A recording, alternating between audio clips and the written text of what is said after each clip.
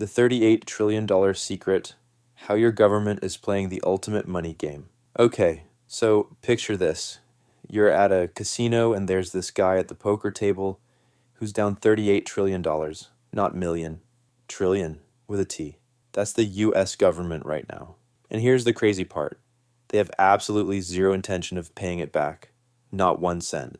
But instead of just defaulting like a normal broke person, they've got this insane plan involving two things you'd never expect: a massive pile of gold sitting in a vault in Kentucky, and Bitcoin. Yeah, the same Bitcoin they were calling a criminal tool just a few years ago. Let me show you how they're pulling off the biggest financial magic trick in history while everyone's busy arguing about TikTok and whatever drama's trending this week. The number that makes your brain hurt, $38.15 trillion. I'd try to wrap your head around that. If you spent $1 million every single day, you still wouldn't have spent $1 trillion. You'd need to do that 38 more times. Break it down per person, and it's about $114,000 for every American. Got an extra $100,000 lying around? Neither does your newborn baby. But they're on the hook too. But here's what nobody talks about on TV. It's not the debt itself that's the problem. It's the interest. Just like your credit card, this debt has interest payments. And those payments just crossed $1 trillion a year for the first time ever. The US is now spending more money just paying interest on old debt than it spends on the entire military. All the soldiers, aircraft carriers, everything. Think of it like this. You've got a $50,000 credit card bill with a $2,000 monthly minimum payment, but your income is only $1,900 a month. So to make that payment, you have to take out a cash advance for $100. Plus, you borrow another $500 for groceries. Next month, your bill is even bigger. That's exactly what the government is doing right now. Borrowing new money just to pay interest on old money. It's a black hole. When politicians go on TV talking about balancing the budget, it's theater. Pure performance. They know this can never be paid back. Not in today's money. It's mathematically impossible. The US owes more than it makes. And this isn't new, and it's not one party's fault. Both sides built this together. 2 wars on the credit card in the 2000s, bailing out banks in 2008, then firing the money bazooka in 2020 for the pandemic. Every single event was gasoline on a house fire. The 3 options, and why 2, are impossible. So, when you're this deep in the hole, you've got 3 options. Option 1, just default. Tell everyone who lent you money. Japan, China, pension funds. Yeah, we're not paying you back. Good luck. This is financial suicide. The dollar becomes worthless overnight, global economy implodes, society collapses, so that's out. Option 2, austerity. Cut everything. No Social Security, no Medicare, no military. Raise taxes 50 to 60% on everyone. This is political suicide. The politicians who vote for this would be done by sunset, so that's out too. Option 3, the secret one. The one every bankrupt empire in history has used. You don't default on the number, you default on the value. Make that $38 trillion worth less and less. So slowly and quietly that most people don't notice until it's too late. How they're legally stealing from you right now. Remember how a $100 bill used to be a good night out. Now it's groceries and gas. That's not an accident. The inflation you've been feeling isn't just supply chains or Putin or greedy corporations. Those are symptoms. The disease is policy. Inflation is the plan. Here's how it works. Step 1. The government prints trillions of new dollars to pay for programs, wars, bailouts. This floods the market with cash and makes all existing dollars worth less. Your savings account becomes a melting ice cube. Step 2. The genius evil part. They keep interest rates below the real inflation rate. You put money in savings, bank gives you 1% interest. But real inflation is 5%. Congratulations, you just lost 4% of your purchasing power. You thought you were saving money, but you were actually losing it. Where did that 4% go? It was legally stolen and transferred to the biggest debtor in the world, the US government. because their debt just got 4% cheaper in real terms. This isn't theory, this is history. After World War II in 1946, US debt was over 110% of the economy, worse than today. They didn't pay it back, they let inflation run hot at 4 to 5% for decades. The real value of that debt just melted away. People who lent money to the government got screwed. Their bonds were paid back in dollars worth a fraction of what they originally lent. It's happening again. They need inflation. They want it. They'll say they're fighting it, but they're just managing it. They want a controlled demolition of the dollar, not a full collapse. But this plan has a fatal flaw. What happens when people wake up, when everyone realizes their savings are getting destroyed?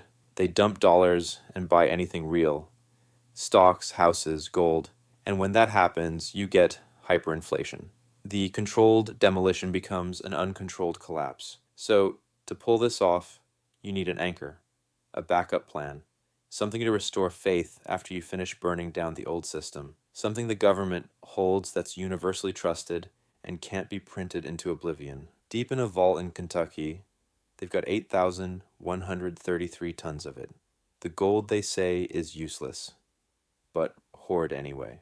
Economist John Maynard Keynes called gold a barbarous relic. The Treasury and Federal Reserve agree publicly. They never talk about it. It's not part of their monetary policy. Gold is for conspiracy theorists and tinfoil hat people, right?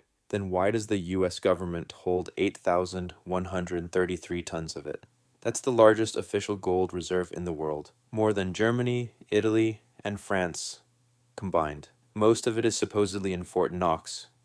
You know, the place with 22-ton vault doors, surrounded by the army, with 4-foot thick granite walls. Here's the fun part. Last real audit of that gold, 1953. Not a typo. Over 70 years ago. In 1974, they let some congressmen peek at one room, showed them shiny bricks, said, "See, it's all here," and kicked them out. In 2017, the Treasury Secretary did a photo op holding a gold bar. That's it. Why no audit? Why hoard something you call useless? Because it's not useless. It's the fire extinguisher, the emergency backup. And right now we're sailing into the storm as the government inflates away the debt. They know people will eventually lose faith in the dollar. When that happens, they need something to restore trust.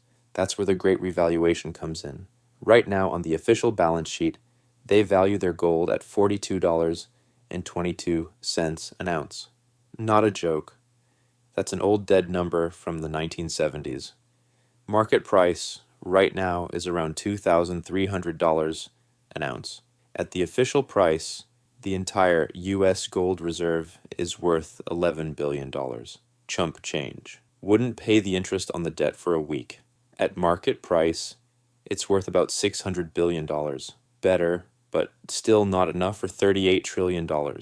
But you're missing the point. The plan isn't to sell gold at market price. The plan is to reset the entire system and create a new price. The biggest heist in American history, and they'll do it again. This happened before. In 1933, President Franklin Roosevelt signed an executive order making it illegal to own gold. Americans were forced to turn in all their gold coins and bullion to the government, or face 10 years in prison.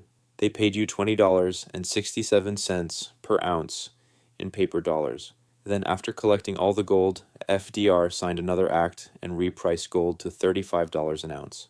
In one day, he devalued the dollar by nearly 60%, stole 60% of savings from anyone holding paper money, and transferred that wealth directly to the government.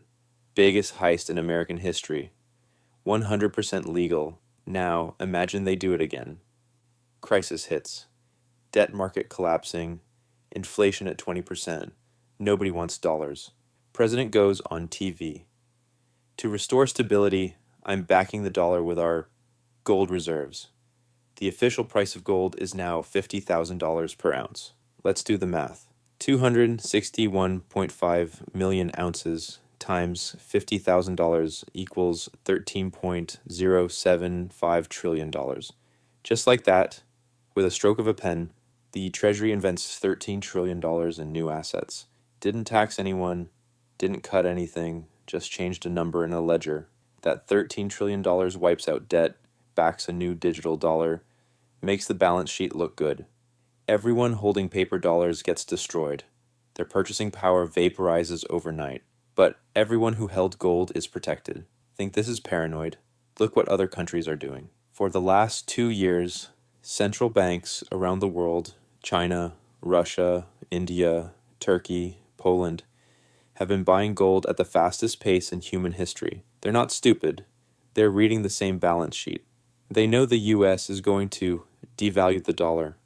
They know the dollar's time as the only global reserve currency is over.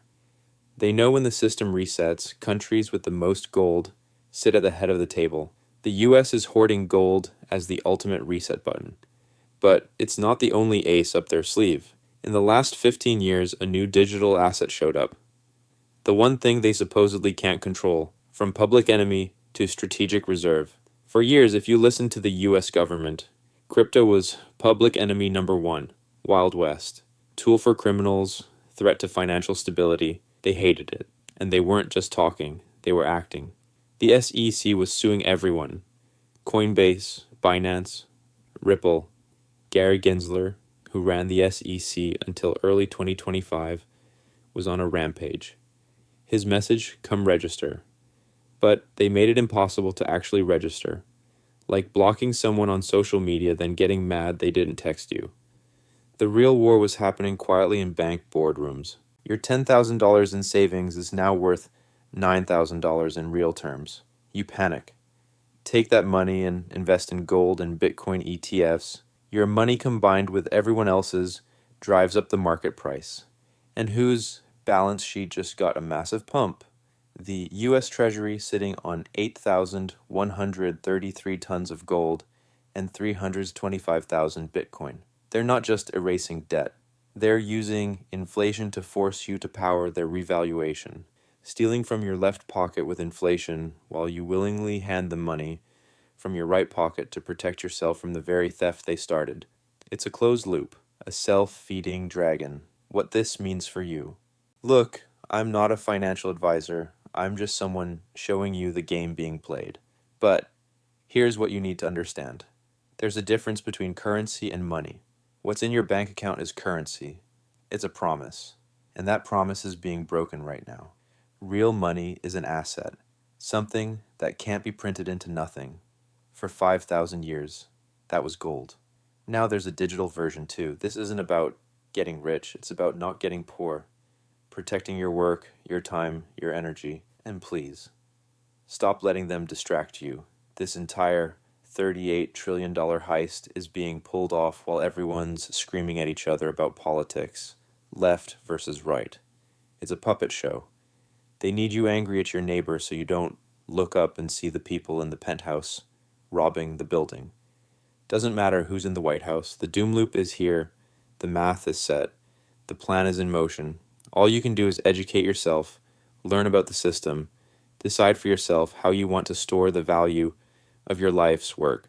Because they've told you their plan. You just have to be willing to listen.